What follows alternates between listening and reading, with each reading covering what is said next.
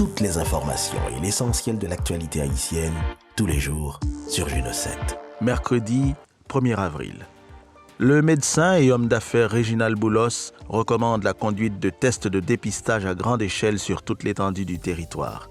Une approche qui permettra, selon lui, d'atténuer les mesures de confinement et empêcher à la population de croupir davantage dans la misère.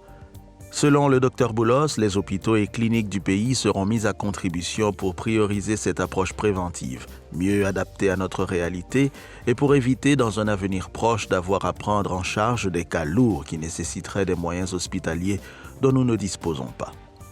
Le porte-parole du secteur démocratique et populaire, l'avocat André Michel, tire à boulet rouge sur le président Jovenel Moïse et le premier ministre Joseph Jout à cause de la commande de 18 millions de dollars américains de matériel sanitaire depuis la Chine.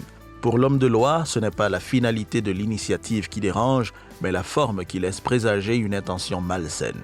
Dans une note acheminée à Juno 7, Maître André Michel, qui lance une claire mise en garde aux concernés, exprime un ensemble de réserves. Toutes les informations et l'essentiel de l'actualité haïtienne, tous les jours, sur Juno 7. Dans le cadre d'une cérémonie tenue le lundi 30 mars 2020, les autorités municipales de la commune de la Croix-des-Bouquets ont remis aux autorités policières les clés du sous-commissariat de police de Cesles construit par l'administration communale.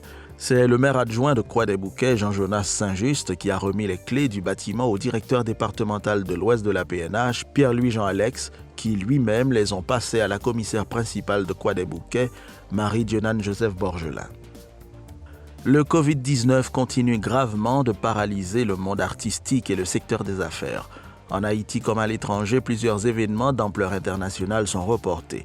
Haitian Compa Festival, l'un des événements les plus attendus de la Haitian Music Industry, organisé chaque année à Miami, est annulé à cause du coronavirus. L'ancien ministre de la Justice, Jean-Rodi Ali, a été nommé par arrêté présidentiel ce mardi 31 mars comme coordonnateur général de l'Office de management et des ressources humaines au rang de ministre. Il remplace à ce poste Maître Josué Pierre-Louis qui occupait cette fonction depuis 2017. En pleine crise sanitaire due à la pandémie du coronavirus, l'ancien ministre de la Justice de Jovenel Moïse est nommé à une fonction où il doit notamment piloter la réforme de l'administration publique et la modernisation de l'appareil étatique.